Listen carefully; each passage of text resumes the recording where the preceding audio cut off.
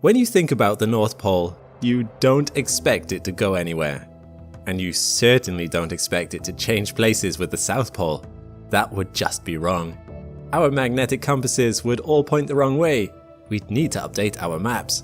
Birds would probably be horribly confused. And yet, although they sound like something out of science fiction, geomagnetic reversals like this are real. They've happened before, and the process behind it might be a lot more dangerous than you'd think. To be clear, it's not the reversals themselves that are potentially dangerous, it's the buildup. During those times, the Earth's magnetic field, the shield around our planet that keeps us safe from deadly solar radiation, will drop to as low as 10% of its current strength, leading one group of scientists in 2021 to predict climate shifts and mass extinctions, and others to describe satellites being destroyed, electrical grids going offline, and deadly radiation raining down on us for hundreds or even thousands of years. This is troubling when you consider that we are a couple of 100,000 years overdue for our next geomagnetic reversal, and based on fluctuations in the Earth's magnetic field that scientists are detecting right now, the build-up to a geomagnetic reversal may even have begun already. Which begs the question, should we be worried? I'm Alex McColgan, and you're watching Astrum. Join with me today as we explore the science behind geomagnetic reversals and find out whether the next one will be an apocalyptic scenario or whether it'll lead to nothing more than a few lost birds. What truly happens when things go south?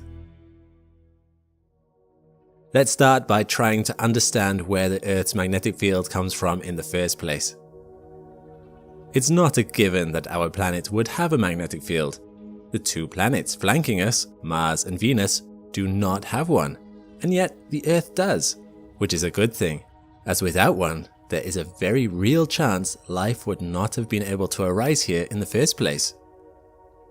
Thanks to the protective cocoon of this field, deadly solar radiation is deflected away from the planet's surface, allowing things to flourish without all that radiation breaking down our DNA, causing mutations and cancers. Scientists are still trying to figure out all the particulars of why certain planets have fields and certain others don't, but the current leading theory is that the Earth's core acts as a giant dynamo. It's a principle of physics that you can use electrical fields to create magnetic ones, and vice versa. This is the principle that power plants work under. Moving a magnet through a coil of wires causes electrical current to start to flow, as that changing magnetic field exerts a force on the electrons present there. But similarly, the motion of electrons creates a magnetic field to form in perpendicular circles around the direction of motion, in accordance with Faraday's law of induction. But the way this applies to the Earth's core is a delicate, complicated process. To start with, our core needs to be at least partially liquid, which fortunately is true. Above the solid inner core that lies at the heart of our planet is a liquid outer core, where the pressure isn't quite high enough to keep things in a solid state. It's very hot in the outer core though, 6,000 degrees Celsius at its warmest point, so hot that it rivals the surface temperature of the Sun, which, when combined with the lower pressure compared to the inner core, is more than enough to keep the iron and nickel that makes it up flowing down there. The temperature drops as you move away from the center of the Earth. This gets circulation going. Hot, conductive material from the warmer, deeper regions of the outer core rises, then cools, then falls again, creating loops and currents of flowing material. Our electrical field starts to be generated. But if there are many of these flowing loops, which in theory there would be, why does Earth only have one North Pole and one South Pole? Surely the created magnetic fields would be all over the place. Well, there is thought to be an extra force at play that takes all these fields and unifies them, pointing them in the same direction. This force is thought to be the Coriolis effect. Dynamo theory states that the Coriolis effect causes these flows of iron to not rise and fall as straight lines, but as spirals. The spinning of the Earth causes them to gently be spun in turn, creating giant springs. As each segment of each spring is creating a magnetic field in a circle around it, the net result is that the inside of these springs creates a solid, unified field that all moves in the same direction upwards, while the outside brings that magnetic field looping back down again and back in to the bottom of the coil. In short, it creates the well-known magnetic dipole north and south that we see today. However, if there's anything that you should take away from this, it's that this process is precarious, as it is based on a lot of liquid iron essentially just sloshing around, which is not very consistent. Our magnetic field thus has little fluctuations and wobbles all the time. We see this in different ways, but a big one is that our North Pole is constantly moving.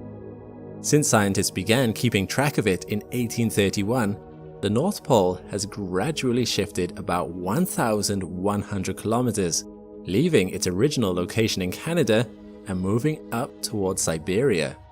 Its rate of motion is also increasing, going from 16 kilometers a year to roughly 55 kilometers a year, a big jump. This might still be akin to just the momentary wobbles of a spinning top though. Yes, it deviates somewhat, but it always remains roughly upright. That's a far cry from a complete reversal. However, scientists are certain that such reversals have happened before. They even have a specific number, 183 times in the last 83 million years. How do they know?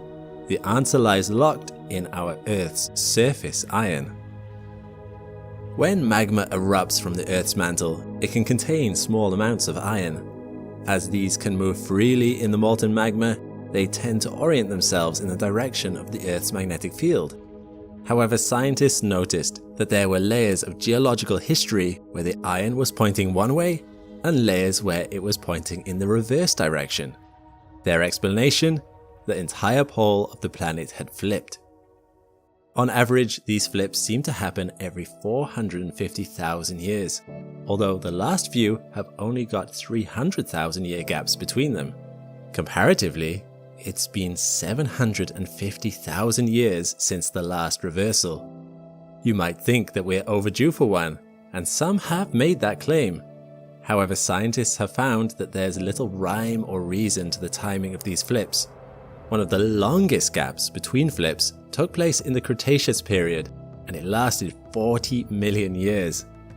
The record holder, the Kierman reverse superchron, was 312 to 262 million years ago, 50 million years with no reversal. Scientists are still trying to understand what causes these flips.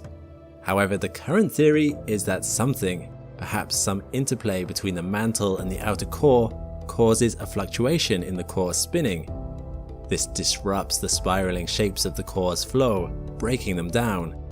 The magnetic field of the Earth stops being unified and generally becomes a sprawling mess, fighting against itself. Several poles might temporarily arise during this period of shifting magnetic confusion.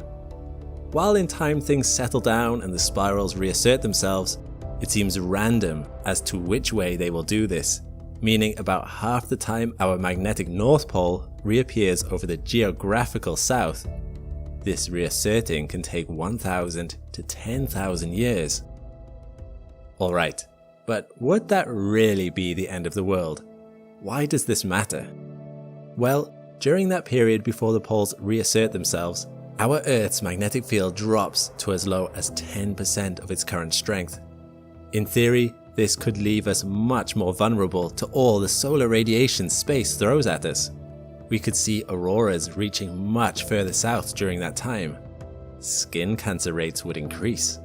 Our satellites would find themselves with not enough shielding.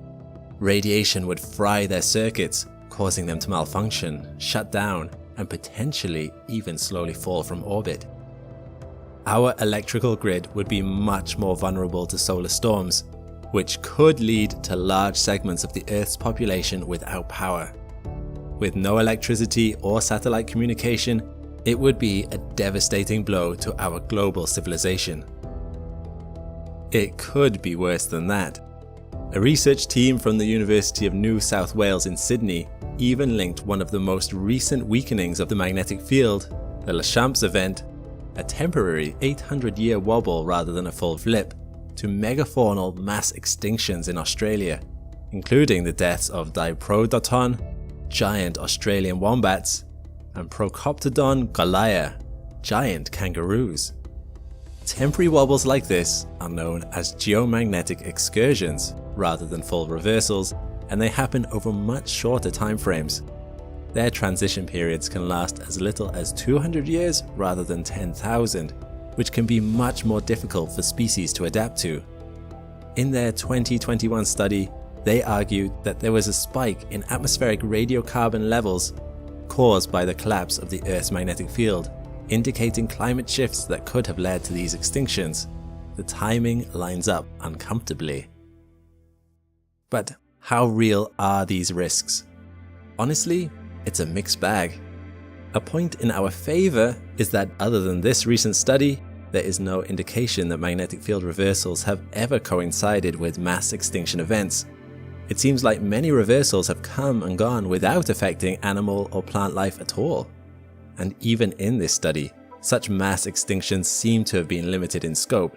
There is no claim from the researchers that this was a global phenomenon. Other parts of the world remained unaffected, even during the Lachamps event. It seems that a perfect storm might have been in play, where specific conditions over Australia left it more vulnerable to solar radiation. In terms of our global society, it's worth noting that these magnetic changes would take many lifetimes to complete, even at their fastest. This would be slow enough that we could come to terms with our new reality. If our satellites don't have enough shielding, we would have time to build some that were better protected. If solar radiation becomes a larger risk, we could remain indoors more. Sun cream might become more powerful to mitigate the dangers of cancers, if not remove them entirely. And according to NASA, even if our field were to significantly weaken, it's not like we would be left without protection. Our atmosphere itself can catch radiation, meaning that we would remain safe from solar winds and cosmic radiation, at least to some degree. It would take far longer than 10,000 years for our atmosphere's ozone to be stripped away. But I would be surprised if there wasn't at least some turmoil, at least while we adjusted to living under a reduced magnetic field. Big changes to how a society operates are always painful. And this isn't entirely hypothetical. Did you know the Earth's magnetic field has been steadily weakening for the last 200 years? It would take another 1,300 years for it to vanish completely, so there's plenty of time for it to stop its current downward trend, and there's no reason to think this isn't just a temporary wobble. But on top of that, there is also the South Atlantic anomaly to consider, a section of the Earth's magnetic field that is already showing signs of significant weakening that covers most of the space around South America and the neighboring ocean. This zone might not influence life on the ground, but is dangerous enough that it has fried satellites and threatened astronauts. The Hubble telescope has to turn itself off every time it flies through it. Imagine that, but across the entire globe. That's what we might expect while the poles are reversing. Concerningly, the South Atlantic anomaly has been growing continuously since we started keeping track of it, possibly suggesting the approach of either another geomagnetic wobble like the Lachamps event, or that a full-blown reversal is already upon us. If it happens, it won't likely be something that ends civilization as we know it. But if the study about Australian megafauna is correct, it isn't going to be without impact either. Species could die. Humans will have to accommodate a very different, more hazardous space environment. It's interesting to learn about geomagnetic reversals and their potential impacts on the planet, but while we are not likely to see one happen in our lifetimes, for the generations of humanity after us, this might turn out to be a lot less hypothetical. They might be seeing it firsthand. Scientists spend a lot of time and resources trying to check on the health and well-being of our Earth's magnetic field, for good reason. And yet, on a day-to-day level, in all the hectic rush of living, we sometimes forget to spend time and effort checking in on our own mental well-being. Talking to someone is one of the most important things you can do for yourself. Keeping our minds healthy is a vital component of our overall happiness, and just like with looking after your physical health, it sometimes requires spending time on it. Today's video is in paid partnership with BetterHelp, an online therapy platform that allows you to match with a credentialed therapist in usually under 48 hours. Online therapy is a great way to look after your mind, giving you a chance to explore how you're feeling with someone who can listen and offer helpful, unbiased advice. If you're struggling with your own personal crisis and haven't asked for help yet, stop and take a breath. Then consider therapy, and BetterHelp is a great place to get started. It's convenient, as you can message, phone or video chat at times that work for you. Over 4 million people have already started using BetterHelp to find their way to a happier, healthier life. If you would like to try BetterHelp for yourself, go to betterhelp.com/Astrum, click my link in the description below, or scan the QR code on the screen. Viewers who use my links can get 10% off their first month's sessions. Go ahead and give it a try. Thanks for watching. If you like this video, you may like my others on Earth's other various cycles in this playlist here. A big thanks to my patrons and members. If you want to support too, and have your name added to the end of every Astrum video, check the links below. All the best, and see you next time.